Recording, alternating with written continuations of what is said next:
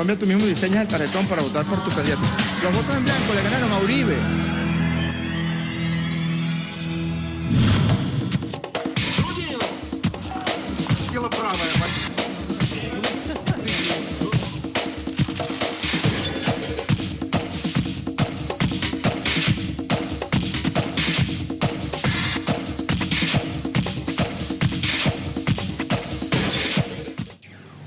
¿Cómo está? En el aire, temas del día. De inmediato revisamos nuestra pregunta a Twitter. La vemos en pantalla.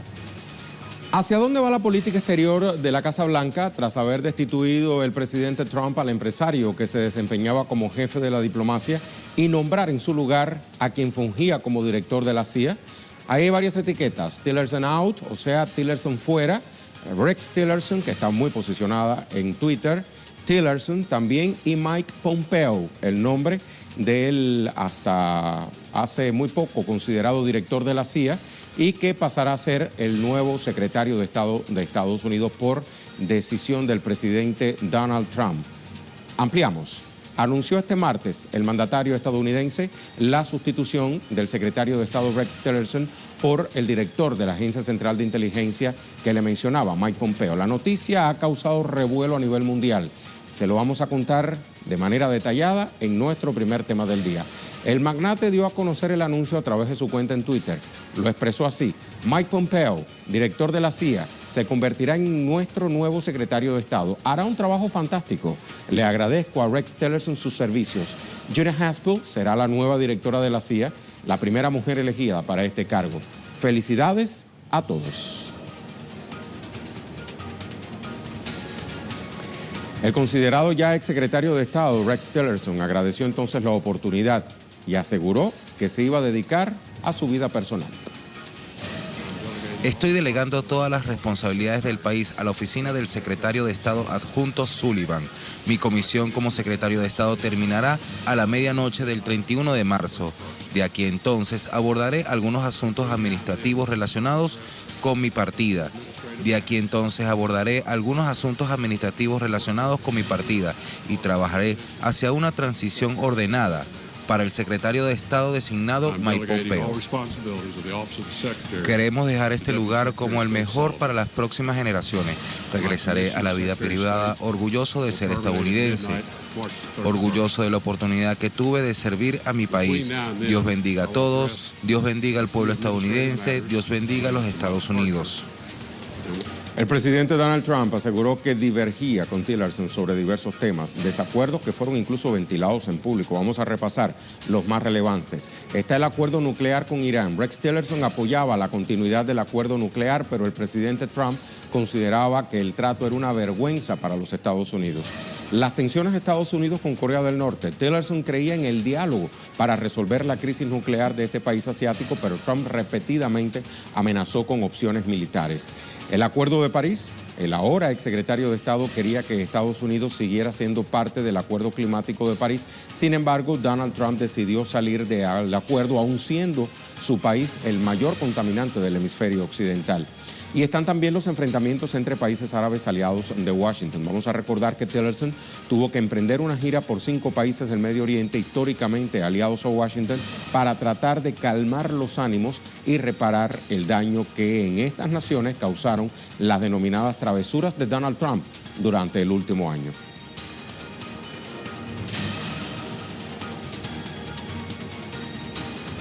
A Washington, D.C. nos vamos con nuestra corresponsal Francesca Emanuele para que nos amplíe. Saludos, Francesca.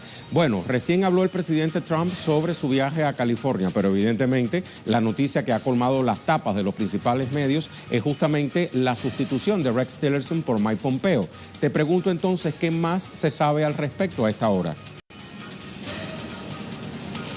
Saludos, Rey. Pues en efecto, el presidente ya llegó a California para visitar los 8 prototipos del muro que piensa construir en la frontera con México. Pero como bien decías tú, lo que ha acaparado los medios el día de hoy es la destitución del secretario de Estado Rex Tillerson a golpe de tuit, porque el mandatario ni siquiera le había anunciado oficialmente su despido. Pero ¿quién va a reemplazar a Rex Tillerson, que como bien decías tú, pues estaba un poco en el espectro político a la izquierda del presidente Donald Trump, y de hecho está a la izquierda del quien lo va a reemplazar, el director de la CIA, Mike Pompeo, que está involucrado en actos de tortura. ¿Y quién va a reemplazar a Mike Pompeo en la CIA? Pues la primera mujer en este puesto, Gina Haspel, también involucrada en casos de tortura. De hecho, una de las artífices del programa de torturas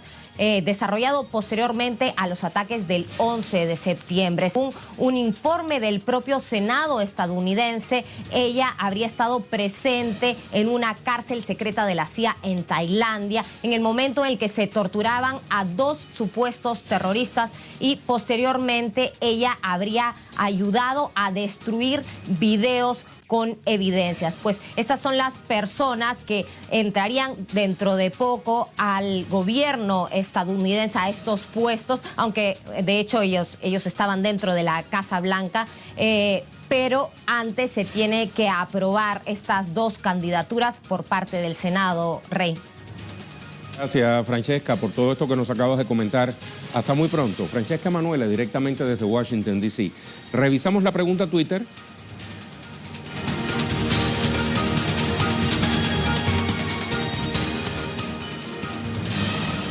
Ahí la vemos en pantalla. ¿Hacia dónde va la política exterior de la Casa Blanca tras haber destituido el presidente Trump al empresario que se desempeñaba, como jefe de la diplomacia, y nombrar en su lugar a quien fungía como director de la CIA? Participe, tiene algunos minutos para reflexionar y darnos su opinión. Y nuestra imagen del día nos va a llevar hasta Nepal. Allí se estrelló un avión de pasajeros, específicamente en el aeropuerto de Katmandú. El accidente dejó como saldo al menos 38 muertos y decenas de heridos. No es la primera vez que sucede un accidente similar en ese aeródromo. En septiembre de 2012, usted lo recordará, un avión turbopropulsado, Sita Air, llevaba a montañeros al Everest y chocó con un ave. Se estrelló entonces poco después de despegar. Murieron las 19 personas que iban a bordo. Con esta trágica imagen, nos vamos a la pausa.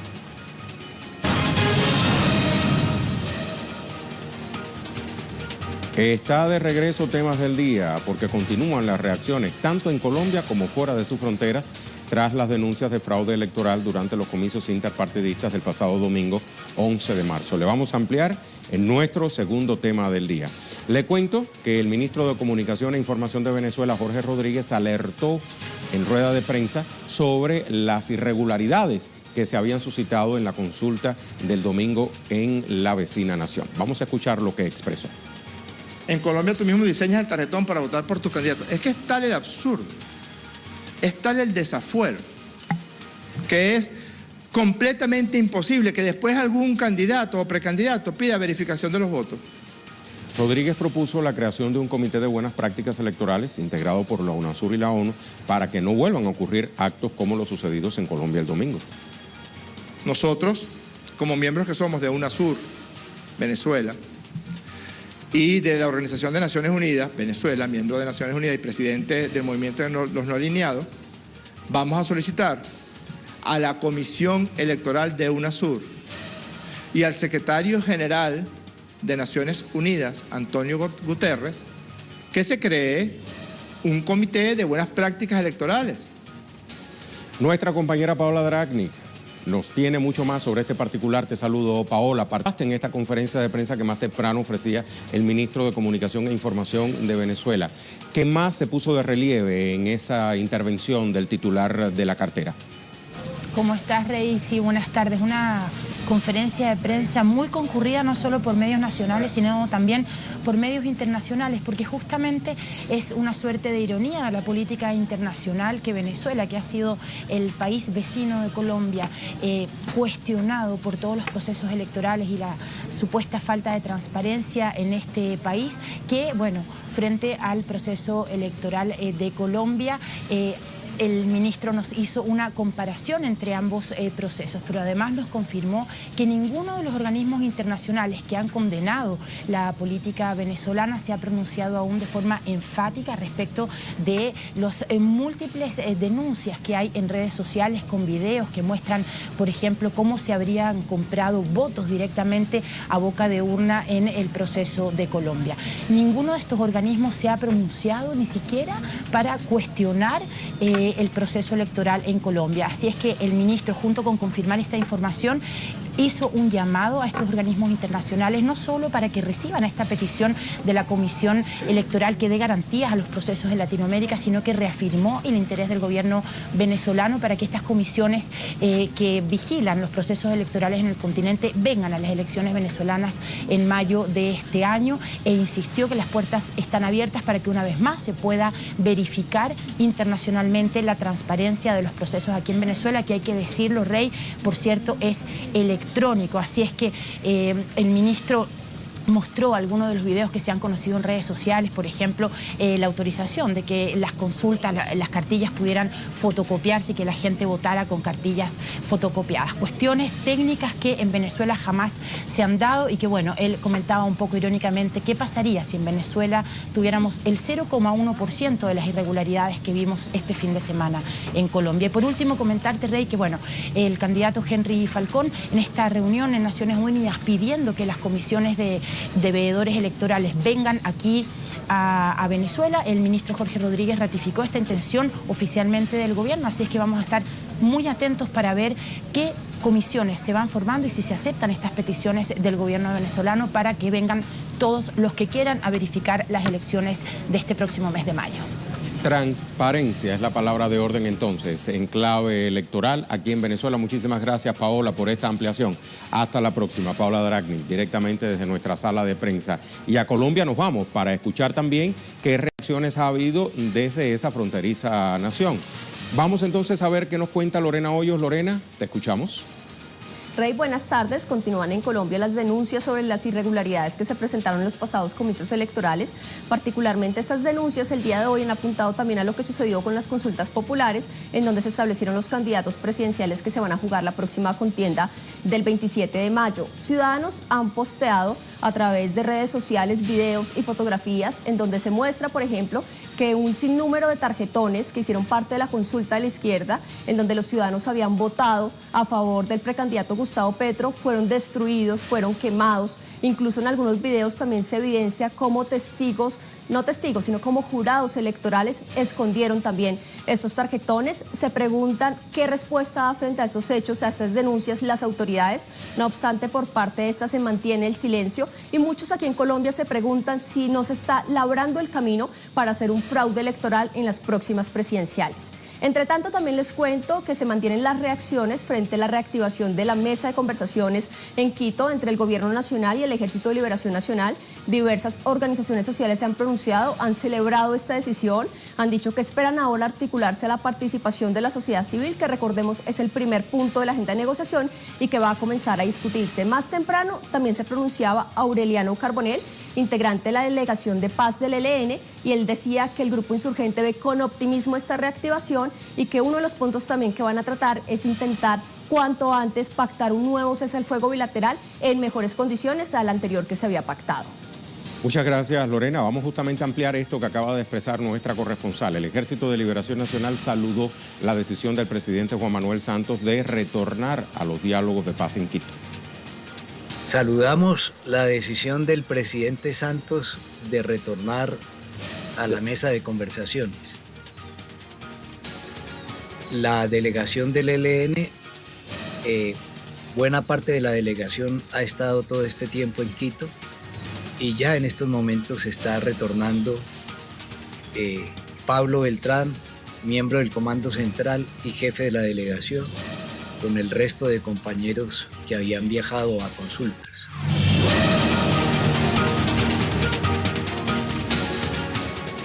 Revisamos las cuentas Twitter de nuestros corresponsales. Nacho Lemus, ¿qué dice? Larga del Foro Social Mundial Bahía 2018, del 13 al 17 de marzo, movimientos y activistas de todo el planeta buscan soluciones conjuntas frente a la crisis capitalista en un evento que se contrapone al Foro Económico Mundial, impulsado por empresas y organismos neoliberales en San Paulo. Avanzamos con Jaime Herrera, Perú. La Corte Suprema del Poder Judicial declaró procedente el pedido de extradición para el expresidente Alejandro Toledo por los delitos de lavado de activos, colusión y tráfico de influencias. Hugo Vera, vamos a ver qué nos cuenta. La provincia de Colón inició hoy una huelga de 24 horas prorrogables. Exigen más atención para su región, una de ellas, más pobres del país, así como el fin de la gentrificación que se lleva a cabo con el plan de renovación de Colón. En Panamá, Hicham Wanus, Ejército Árabe Sirio, anuncia el hallazgo en la campiña de Deir ez-Zor de una planta turca para la elaboración de monedas metálicas de Daesh, o sea, del autodenominado Estado Islámico. Así están las cosas entonces, más allá de nuestras fronteras, también en otras partes de nuestro continente. Pasamos al tema en desarrollo.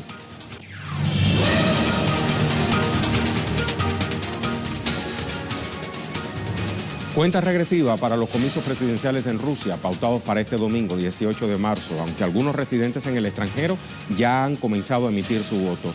Todo esto sucede en medio de una escalada mediática internacional contra el país eslavo. Nuestro corresponsal en Moscú, Hansel Oro, nos amplía. Saludos a Hansel. Sí, hola Rey, un saludo para ti y para toda nuestra teleaudiencia. Así es. Rusia está en la última semana de la campaña preelectoral para los 8 candidatos que estarán disputándose y midiéndose en las urnas el próximo 18 de marzo. A su vez, están desarrollándose las elecciones anticipadas que comenzaron el pasado 3 de marzo y también concluirán el próximo 17 de marzo de conjunto con esta campaña preelectoral. Según las encuestas, hasta este minuto sigue por delante el actual presidente de Rusia y candidato independiente Vladimir Putin, y discutiendo esa segunda plaza estarían los candidatos del Partido Liberal Demócrata Vladimir Zhirinovsky y el candidato del Partido Comunista de Rusia, Pavel Grudinin. Hay que explicar específicamente que en declaraciones de la propia presidenta de la Comisión Electoral Central de Rusia, Ela Panfilova, declara de que hay que estar alertas ante cualquier sabotaje de los comicios el próximo 18 de marzo, para lo cual también se ha reforzado el tema de la seguridad con el establecimiento de unas 90.000 cámaras en los 40.000 colegios electorales distribuidos en las 85 regiones de Rusia. Hay que explicar también el tema de la transparencia, donde también estarán participando más de 1.277 observadores y un total de 14 organizaciones para velar por esta transparencia. Mientras esto sucede, también hay un contexto en el cual se están agrietando las relaciones entre Reino Unido y Rusia, específicamente por el caso del el llamado envenenamiento del ex agente ruso Sergei Skripal, quien fue encontrado junto con su hija de 33 años el pasado 4 de marzo en un banco de un centro comercial de la ciudad británica de Salisbury.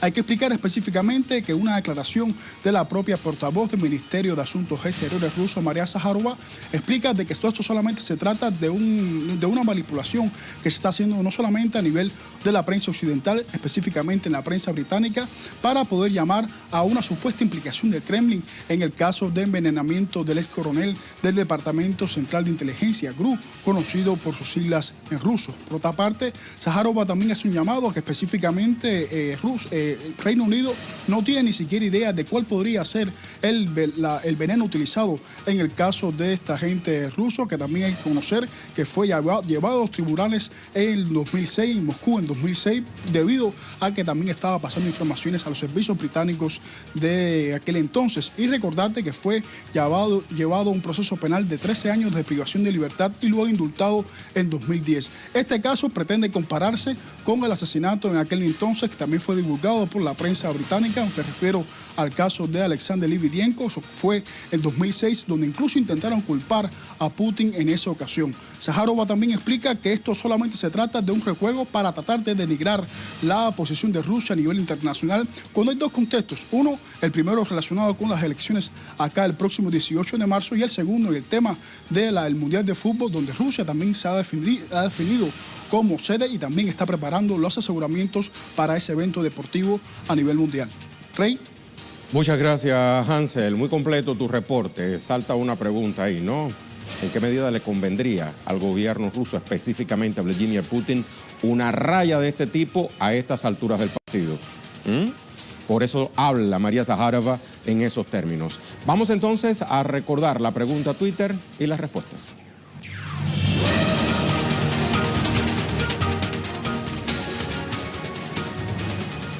Recordemos que le habíamos preguntado hacia dónde va la política exterior de la Casa Blanca tras haber destituido el presidente Trump al empresario que se desempeñaba como jefe de la diplomacia y nombrar en su lugar a quien fungía como director de la CIA. Vamos a ver qué nos dice, por ejemplo, este primer usuario o usuaria, Patria Querida. Trump está siguiendo una línea de diplomacia agresiva, cortica pero contundente. Vamos a ver esta. Guillermo Lescano, no tiene límites, carece de cordura, va más allá de lo que piensa. Hoy estuvo alegre, pero no todos los días será así. Gobierna el lobby sionista, guste a quien le guste. Veremos qué pasa en el Congreso. La última palabra no está dicha. Otra más, Orlando Sandoval, dice, pues yo digo que la política de Estados Unidos, sea del que sea, siempre va hacia lo mismo, dominar y robar a los demás, sea como sea, a las buenas, como lo hace con Colombia, o a las malas, como lo intenta hacer con Venezuela.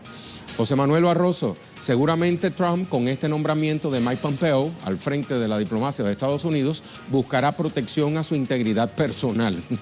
Es una de las conjeturas vistas del comportamiento alocado del señor imperial. Ya veremos el desarrollo de los acontecimientos. Otra más, la de Alex Roda, dice, la política exterior de Estados Unidos va a continuar con los desatinos y desaciertos que la han caracterizado en la era Trump.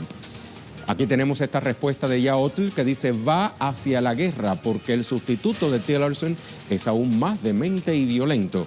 Y por último, respondió Alejandra Loucao, dice, ¿regresará el reinado de la guerra sucia en declive durante casi un año? ¿Tratará Pompeo de recuperar el terreno perdido en Medio Oriente? La Casa Blanca prepara una escalada antirrusa, ¿se romperá el acuerdo nuclear con Irán? Más interrogantes que respuestas. Muchísimas gracias a todas las personas que gentilmente han respondido nuestra pregunta a Twitter. La vamos a dejar como habitualmente con el video web del día, producciones audiovisuales que puede conseguir compiladas en la cuenta en Facebook de Telesur. Cuando usted cree que lo ha visto todo, le cuento que en Marsella está el Museo del Jabón, con todo lo relacionado con ese objeto invaluable para la higiene del cuerpo. Bueno, pues con este video vamos a despedir nuestro programa de hoy.